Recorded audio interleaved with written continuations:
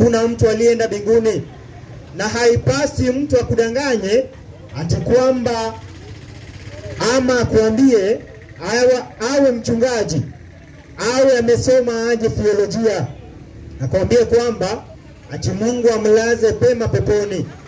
Hakuna aliye peponi. Peponi tumepata ni wapi mtumishi? Mbinguni. Hakuna ambaye ameenda mbinguni. Mtumishi, ndio. Hebu nisaidie fungu lingine. Ndio. Nisaidie Ufunuo wa Yohana. Ufunuo ama Revelation 20. Ufunuo wa Yohana 20. Ndio. Naam. Anzia ngapi? Anzia 12. Nzuri. Naam. Nikaona wafu. Sikia Biblia vile inasema, nikaona wafu wakubwa kwa wadogo wamesimama mbele ya hicho kiti cha enzi. Wamesimama mbele ya kiti hicho cha enzi, na vitabu vikafunguliwa. Na kitabu kingine kikafunguliwa. Ambacho ni cha uzima. Na hao wafu wakahukumiwa katika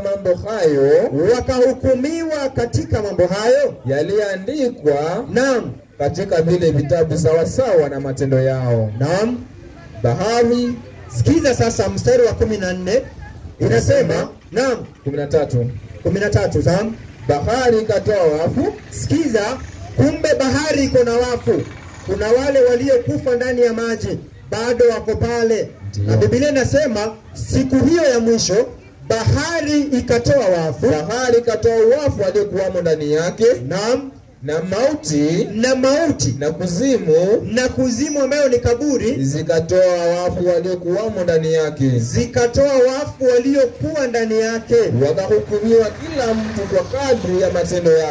Wakahukumiwa kila mtu kwa kadri ya nini? Ya matendo yake. Asante mtumishi. 14 pia tamu. Naam, ni nzuri. Inasema ama pezaje, inasema mauti na kuzimu twende zikatupwa katika ziwa la moto.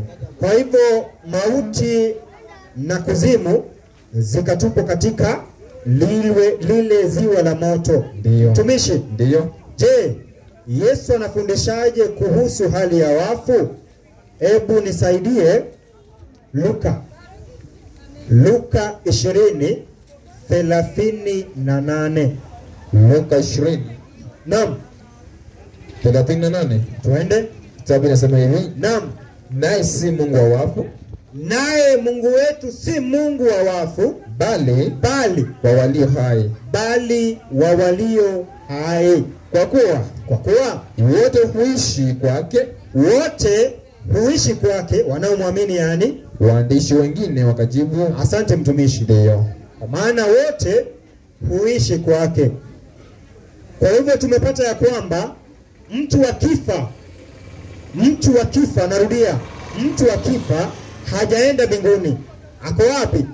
Hapa makaburini. Ndio. Na tukapata kwamba mtu akifa hawezi hata zuia gari kama hili kwenda. Hiyo ni imani potovu. Ndio kwa maana hata Yesu alipokuwa akiponya alikuwa akiambia mtu, unaamini? Ukisema ndio, anakuambia imani yako imefanya nini? Imekuponya.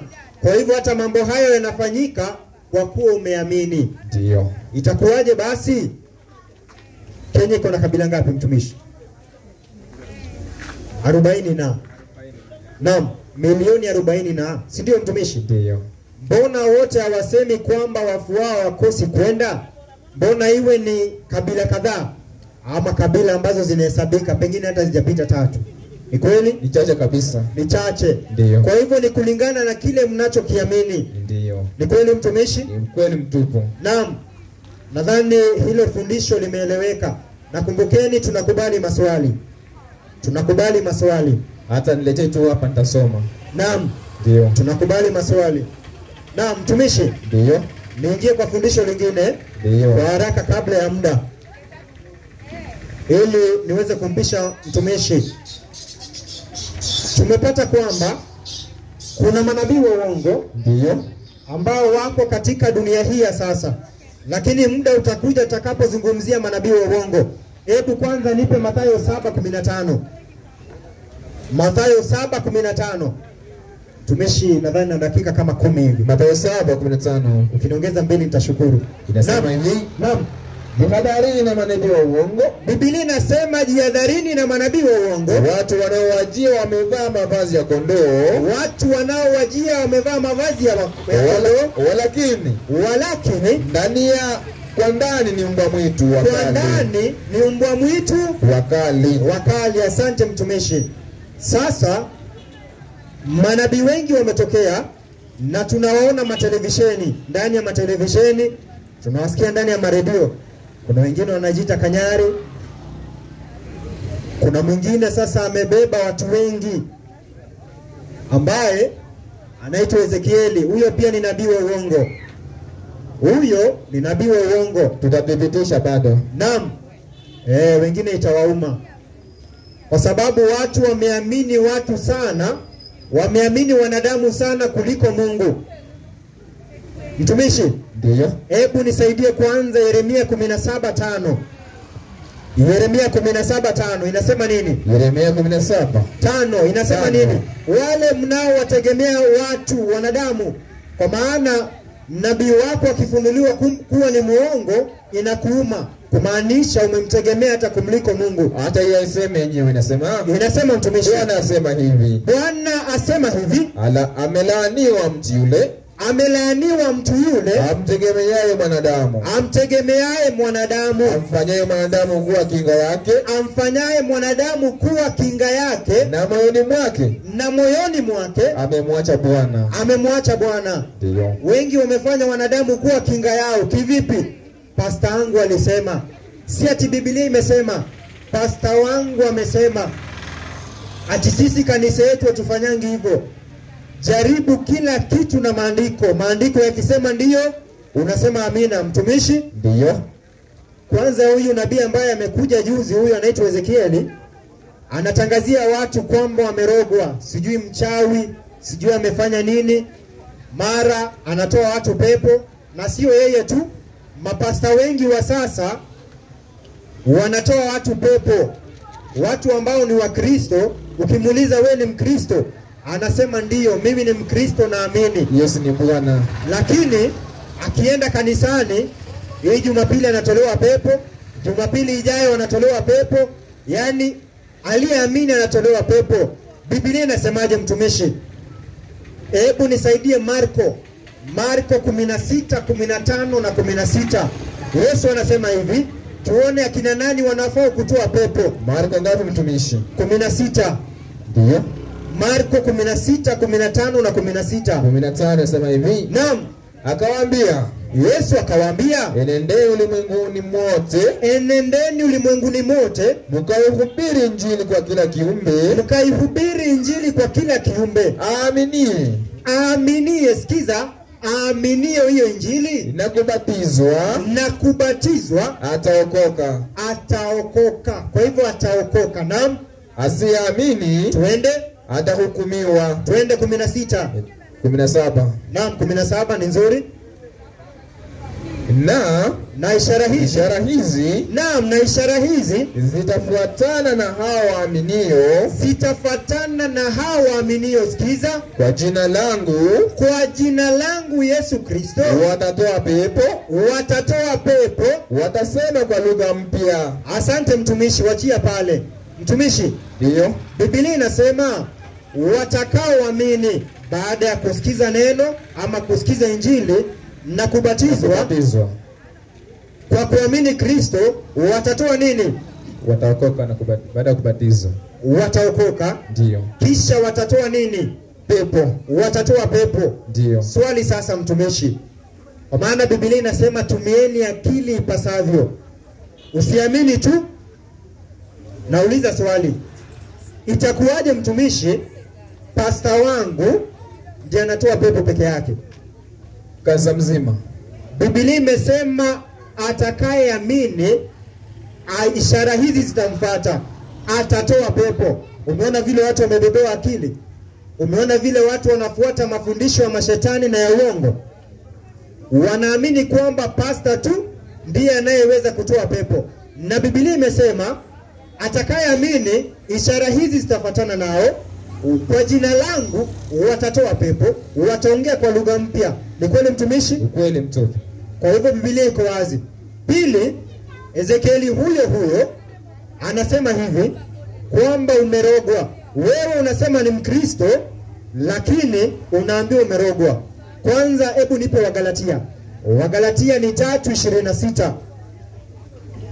Wagalatia 3:26 inasema nini? Kitabu cha Wagalatia 3:26, ukimbie kwa ajili ya muda. 26. Naam, Inasema hivi, twende. kwa kuwa ninyi nyote mmekuwa wana wa Mungu, Kwa kuwa nyinyi nyote mmekuwa wana wa Mungu kwa njia ya imani katika Kristo Yesu. kwa njia ya imani katika Kristo Yesu. Maana ninyi nyote mliobatizwa katika Kristo. naam, 28. Inasema hivi, Naam, hapana Myahudi wala Myunani. anzia twende 20 ngapi? Na 7 inasema 27. maana Naam, ninyi nyote mliobatizwa katika Kristo twende. mmevaa Kristo. Twende. Hapana Myahudi wala Myunani, Naam, hapana mtumwa wala huru. 24. 24 Naam, nasema hivi, twende. hivyo Naam, Torati imekuwa kiongozi ndarudia. naam, Hivyo naam, Torati imekuwa kiongozi twende. kutuleta kwa Kristo Naam, ili tuhesabiwe haki naam, kwa imani. twende. Lakini Luka 29. Nilikuwa 29. nataka 29 kwa wanaoandika ni Wagalatia 3:29. inasema, Naam, na kama ninyi ni wa Kristo, na kama sisi tulioamini Kristo, na kama sisi ni wa Kristo, na kama ninyi ni wa Kristo, naam, basi mmekuwa uzao wa Ibrahimu mmekuwa uzao wa Ibrahimu na warithi sawa sawa na ahadi. na warithi sawa sawa na ahadi za Ibrahimu. Mtumishi, Ndiyo. hebu nipe hiyo Galatia 4:28. 4:28 Inasema, kitabu cha Galatia inasema, naam, basi ndugu zangu, kama Isaka sisi tu watoto wa ahadi kama Isaka. Na Yakobo ambaye ni Israeli pia alirithi ahadi hizo za nani? Za Abrahamu. Ndiyo. Ama za Ibrahimu. Tuangalia ahadi hizo ambazo tunazirithi wale ambao tunaamini Kristo. Hebu nipe Hesabu 23:23. Hesabu 23:23. Naam.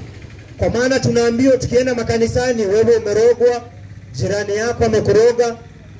Inakuwaje pasta na kukosanisha na jirani yako? Hesabu 20 ngapi mtumishi? 23:23 Hesabu. Inasema hivi. Naam. Hakika hapana uchawi juu ya Yakobo. Hapana uchawi juu ya Yakobo. Wala hapana uganga juu ya Israeli. Hapana uganga juu ya Israeli. Sasa, naam, habari za Yakobo na Israeli.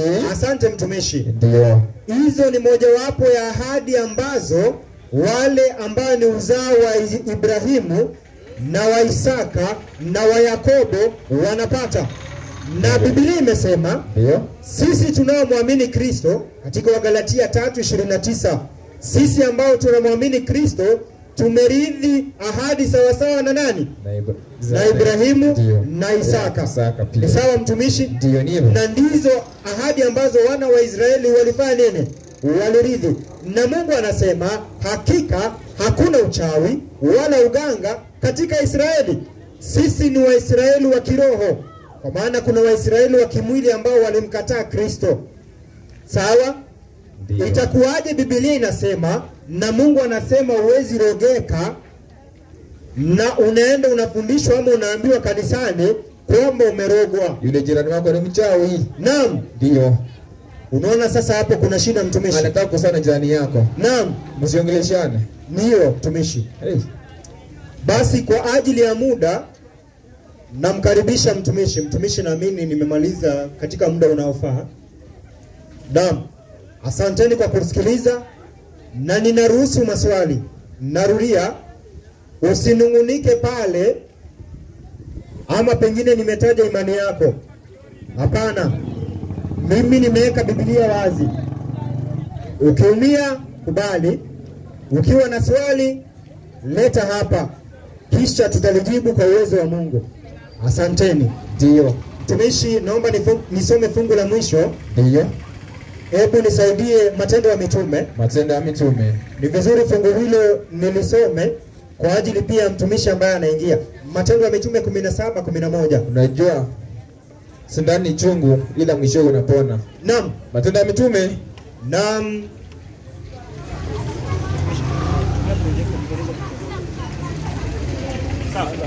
Mtumishi, endelea. Matendo ya Mitume ngapi? 17:11. 17:11 Matendo ya Mitume. Naam, Biblia inasema jambo zuri. 17. Naam. 11. Naam. Naam. Nimefika pale nasema, Naam. watu hawa, Biblia inaongelea kuhusu watu fulani watu hawa walio kidogo mtumishi. ndio.